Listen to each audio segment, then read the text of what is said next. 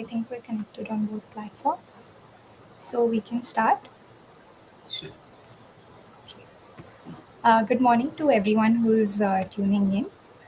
Today's live discussion is on the theme of Sri Lanka's 2024 elections, changes and continuities. We are joined by two eminent speakers today, and allow me to quickly introduce them to you. Uh, Mr. Harindra B. Dasanyake is a senior analyst, Murugala Center for Progressive Politics and Policy, Sri Lanka. A very warm welcome to you, sir. Welcome. Nice being here. Thank you. And we're also joined by Dr. Rajni Gamage, a senior research fellow at the Institute of South Asian Studies, National University of Singapore. Very warm welcome to you, ma'am. Thank you, dear. Right. So, to begin the conversation, could we begin by understanding the social, economic, and political context that led up to the 2024 Sri Lankan elections? Yeah, maybe I take this a little bit.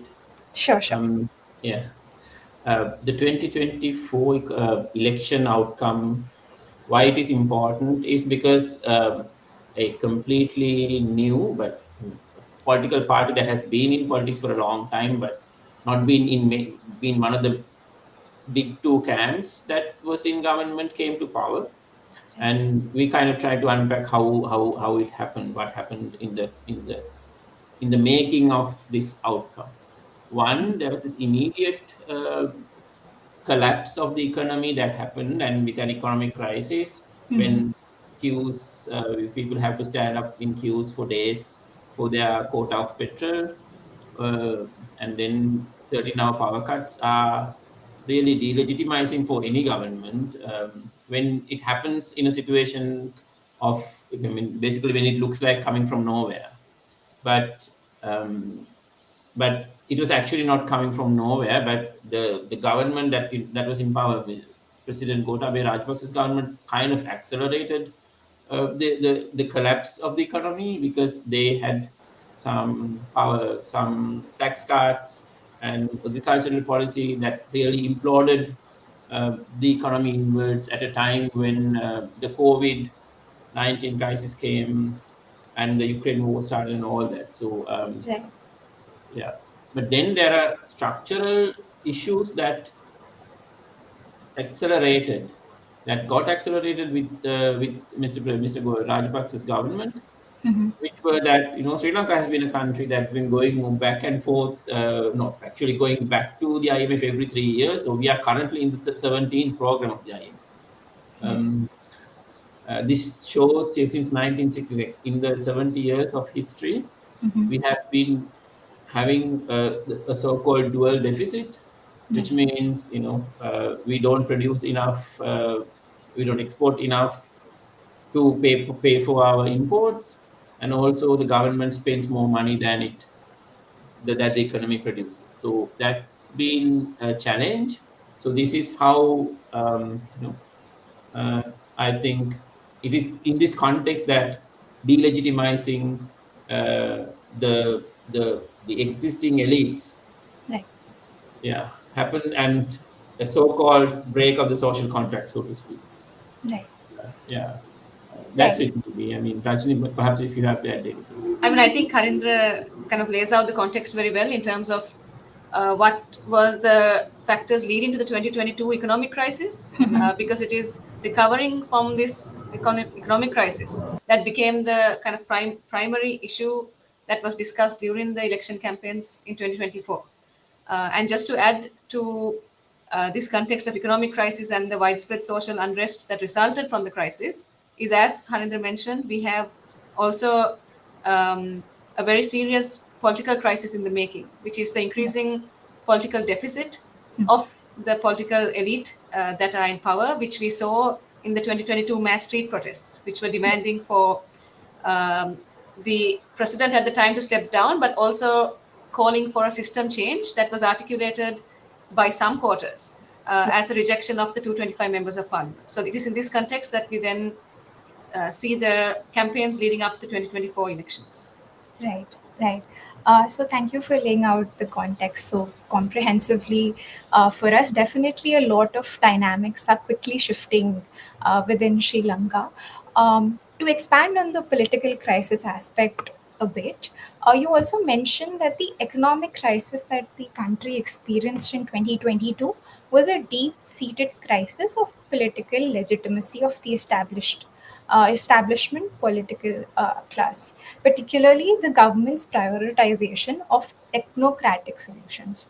So, what have been some of the potential consequences of this prioritization, especially in terms of wealth inequality and social welfare? And how does it reflect in the present electoral outcomes? So maybe I'll respond to this, Harindra, and you can add on to it.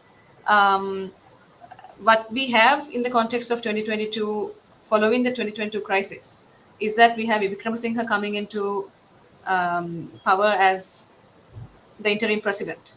And Vikramasinghe then enters into the 17th IMF program Mhm. and starts to implement a series of IMF led reforms. Right. And these reforms are aimed at stabilizing the economy. So, at the macroeconomic aspect, it's aimed to address what were perceived as the causes of the 2022 crisis. But in the process of doing so, a lot of these reforms were seen to prioritize economic stability over some of the more microeconomic Right. indicators, such as the welfare of the poorer sections of people and the growing inequality of the country. Right. And we saw this in the kind of tripling of poverty that happened since then, Right. as well as the extremely high levels of inequality that Sri Lanka has. So Sri Lanka is one of the most unequal countries in terms of income and wealth disparity in Right. Asia. Um, Harinder, maybe would you like to take off from there? Well, I In don't know terms of what. some of the reforms that were Yeah, prioritized, these I more mean, Sri technocratic Lanka impulses. is. I mean, there is a.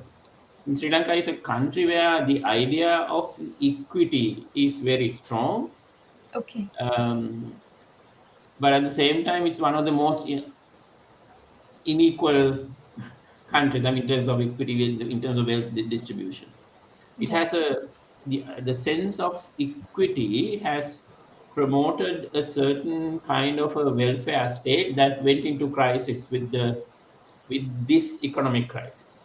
Some of the changes, some of the reforms that the government was introducing were kind of attacking the base, the welfare base uh, of of the economy that people hold quite close to their heart.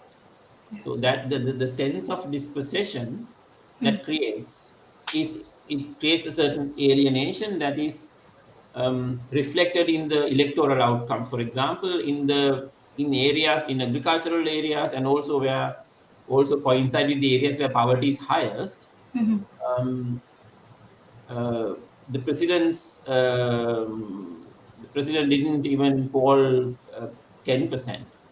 Um, and opposition parties that were more on the welfareist kind of a state-driven welfare kind of an agenda or Right. narrative rather scored much more. I mean, way ahead of.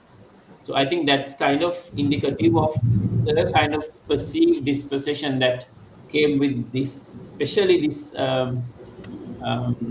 version of the IMF program that was felt in. I mean, that delivered some of the difficult reforms that were tried so many times, like the market price selling of fuel, for example, energy pricing at market rates was something that was difficult for a long time.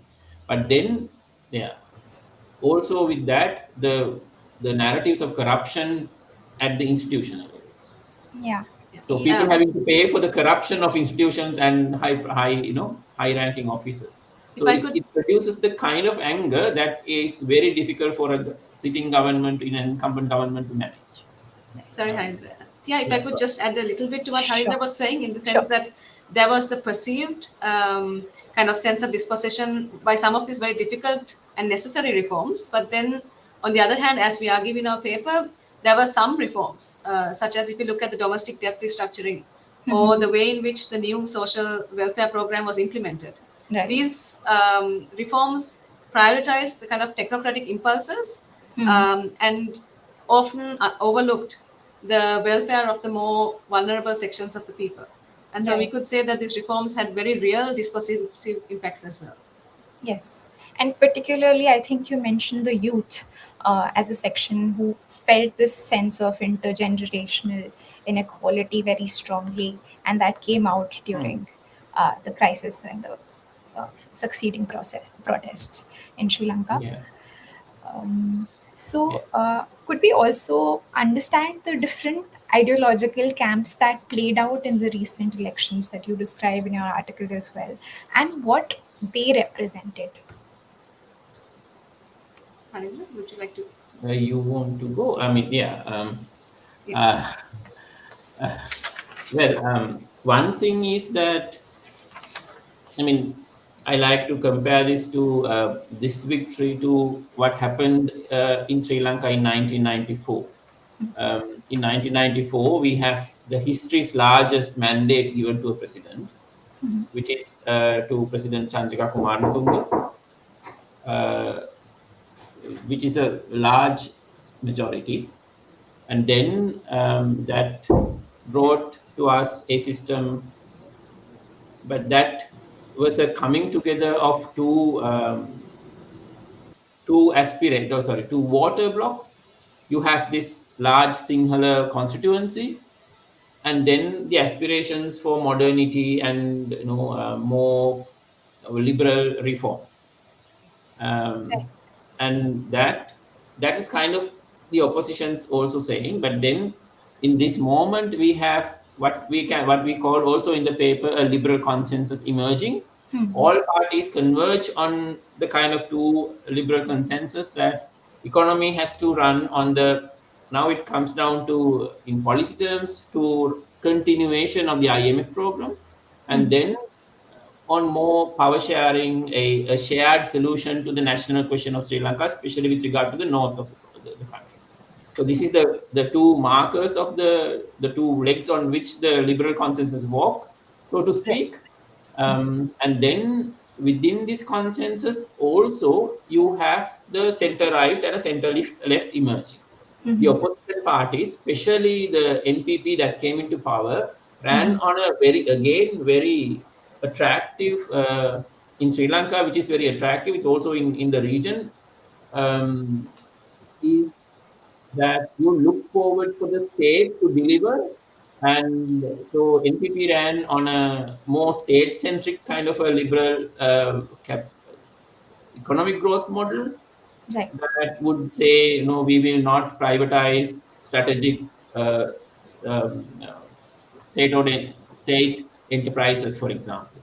Right. On the other hand, we have Mr. Vikramasinghe running on can be a center right and more neoliberal kind of a platform that would say no trade first, free market agenda. And then you have the opposition leader SJB who was kind of in the middle, who got Hmm. lost in the narrative because the two callers were setting themselves, and he kind of lost. He presents a middle path, but gets lost in the narrative because he doesn't really have anything attractive to offer, either than the neoliberal left, right, or the more center left kind of this. But Yes. overall, yeah, at this point, and we can, I want Rashid to come in probably.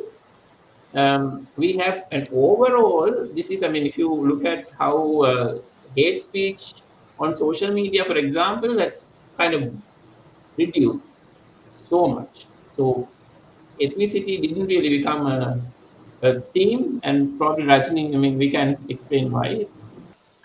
Yeah, I mean, I think Anindra did a very good job in terms of like mapping out the different ideological camps, especially on the economic issues. And he did mention that on the power sharing front, there was some degree of consensus, at least at the level of continuation of provincial councils, which especially the NPP and the JAP within it had been opposed to as late as 2020. But there was one, when we talk about ideology, we cannot not talk about Sinhala Buddhist nationalism, because this has been kind Hmm. of a dominant ideology within the Sri Lankan state. Within these elections, one of the most remarkable things has been that Sinhala Buddhist nationalism was relatively muted when we compare to the role that nationalism had in the 2019 elections under the Gotabaya Rajapaksa kind of campaign. Yes. So we see a muting of that, and probably one of the main reasons for this is because with these unprecedented people's protests that happened in 2022, Daragale, Hmm. they delegitimized some of the prevailing hegemonic ideologies at that time, which were associated with Rajapaksa, and Sinhala Buddhist nationalism was one of those ideologies. And Right. so we do see the campaigns, they do try to, at times, kind of, mobilize a bit of Sinhala Buddhist nationalism, but not to the extent to which we have seen it being mobilized during especially under the Rajapaksa regimes. Right. And this is quite a big shift given the previous pattern of elections in Sri Yes, Lanka. yes. And like, if I could just add on to that, just one line, which is that, so as we see this liberal consensus on the economic front, and to some extent on the ideological front as well, I mean, there are variations as we described. Sure. What happens is that it opens up the space for more peripheral, smaller parties that are articulating more extreme positions to then Yes. shape the mainstream narrative more. Mhm. Yes, absolutely. Um, uh, And so, so please go ahead. one, I mean, a little observation that probably we didn't write in the paper was that uh, Sri Lanka's winning mix, general elections winning mix, is a kind of a center left economic sentiment Hmm. coupled with a nationalist, like Sinhala Buddhist nationalist kind of a hegemonic sentiment. So Right. when they are combined, very difficult to beat. And if you take the 76-year history of Sri Lanka, for the majority of it, over 40 years, it's been governed by this mix, governments that articulate this mix. Right. Now we have a situation where the NPP government of Mr. Andra Disanayake is promoting more a left than nationalist. Right. So, and then the nationalist camp trying to regather itself. So, I'm trying to understand if this marks a separation of nationalism from the left sentiment. If that happens, it's too early to say. Um, if that happens, that's a big shift that's going to dominate for a long time in Sri Lanka. If that's going to happen. Right. Thank you. That's a long answer. Right. Thanks. Coming to the previous point that was mentioned about minorities and peripheral parties, so could we unpack the patterns of voting of minorities in the country and the role that peripheral parties and new alliances have played in shaping the election results? And shall I take the first part? Maybe I can talk a little bit about the Muslim vote and the Northern Tamil vote. Uh, and Harindra can talk about the Sarvajana Bale and the role of Namal Rajapaksa. Sure. So, starting with the ethnic minorities, when we look at the Muslim vote, we see that the Eastern Muslim vote still is closer towards the more liberal kind of, let's say liberal, it's the traditional, liberal camps that were there, represented by Sajid Premadasa mainly, and then Vikramasinghe as well to some front. Mhm. But interestingly, in this election, we do notice that there is, at least within the central province and the western province, the Muslims residing in these areas, we see some shift of the vote towards the NPP. And this is quite, we think, a remarkable shift that has happened. And there are certain reasons for this, but probably we can't go into too much of detail here. With the northern Tamil vote and the hill country Tamil vote, but especially the northern Tamil vote, we feel that this election indicates the growing alienation of the northern Tamil vote. First, we see the fragmentation of the parties or the Tamil vote in that region itself. So on the one hand, we had the TNA officially backing Sajid Premadasa, but then we also had a section of ITAC backing the Tamil common candidate. And then we also had Vikramasinghe being able to secure still a substantial section of that vote due to historical kind of ties. Right. And then we also had the ACTC that called for a boycotting of the elections, and so the polling at the in these regions were Right. actually lower than in some of the southern regions. Cumulatively, what we have is a fragmentation of the Tamil vote, and as in 2019, this vote is unable to determine, like significantly shape who the winner of the presidential election is. And this is very important because traditionally the northern vote has been able Right. to vote on block and to determine the winner, and in doing so, being able to democratically have a voice in the presidential elections. So this is, I think, something that we really want to highlight, especially because with the increasing alienation of the Tamil voter, the Right. question emerges of what implications this can have on instability at the domestic front, because it poses a vulnerability that can be at any point exploited, but also on the geopolitical front. Right. Harindra, could you talk about some of the other peripheral parties? Yeah.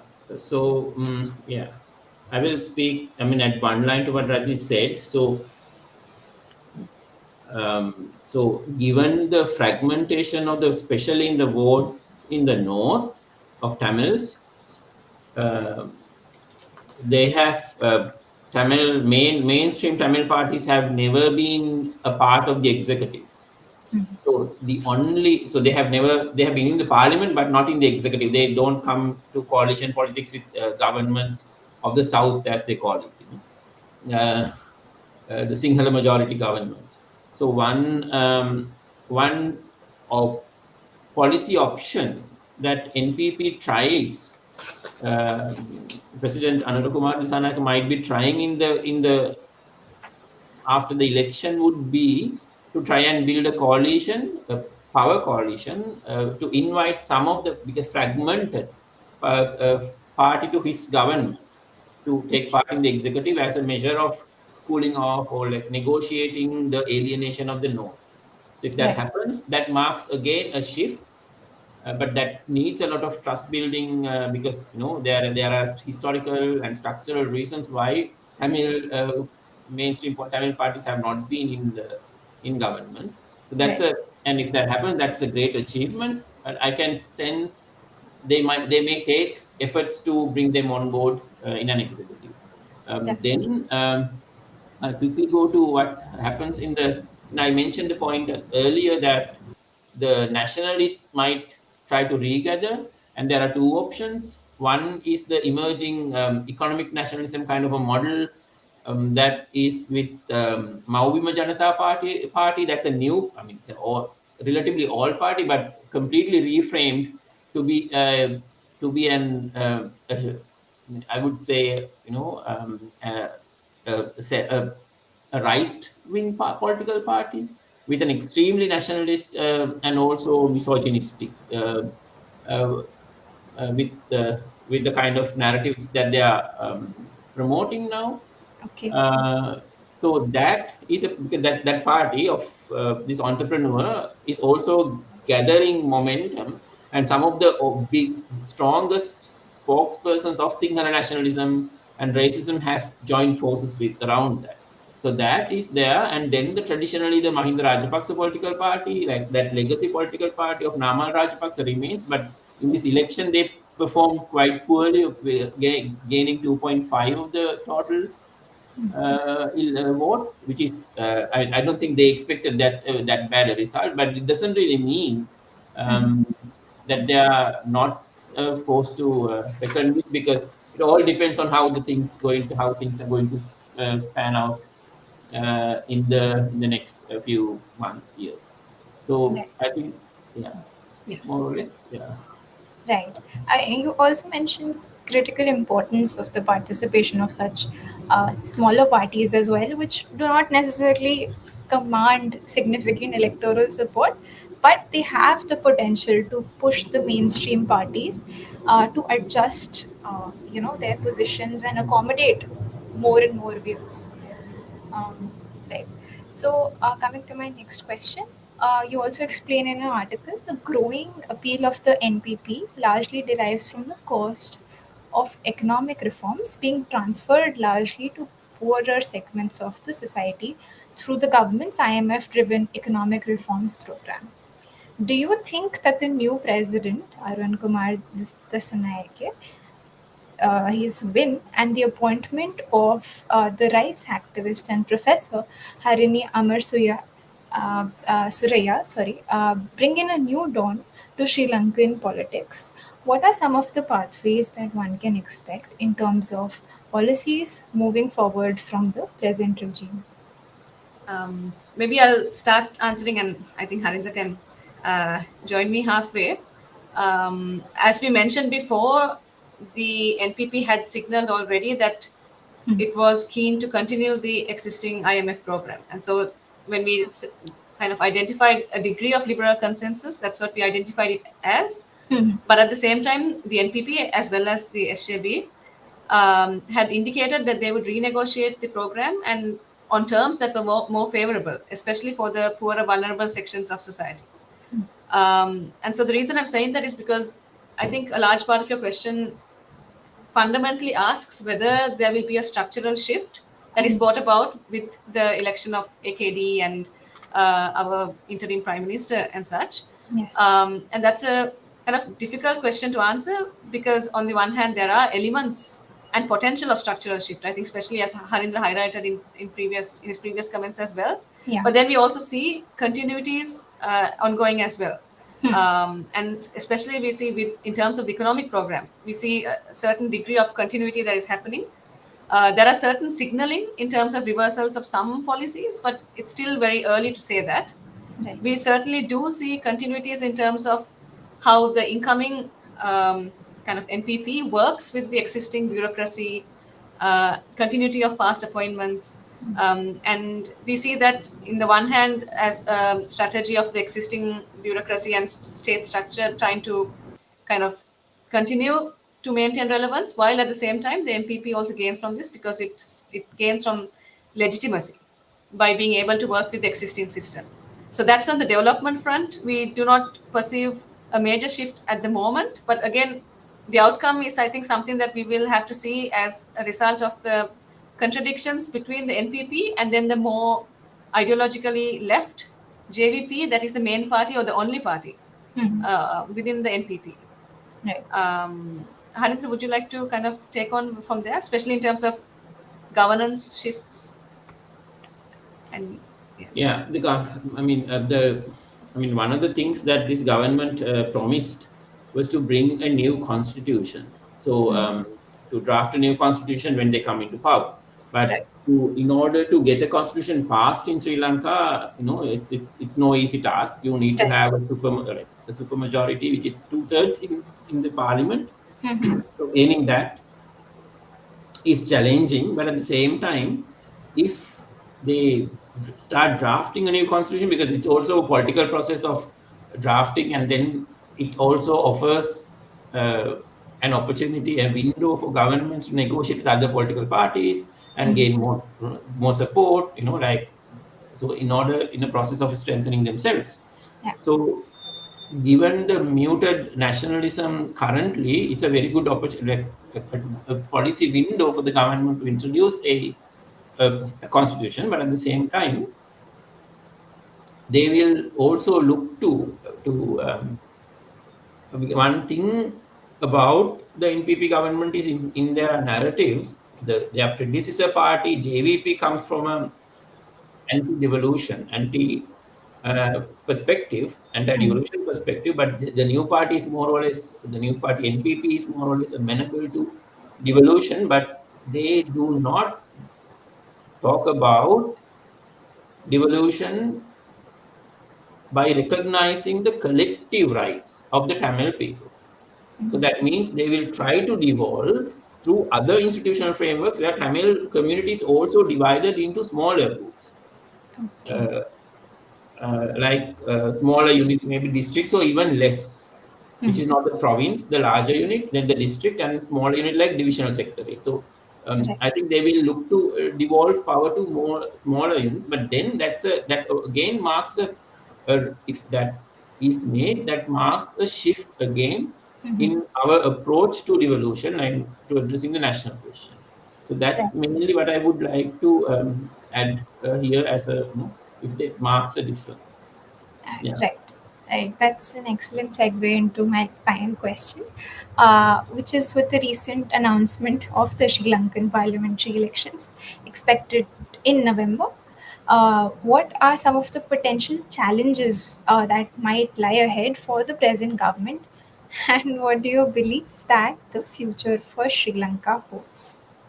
Right. Maybe I'll start off answering this in terms of the future, because as we know, the after the president came, he dissolved parliament, and so we have a general election that is due in mid-November.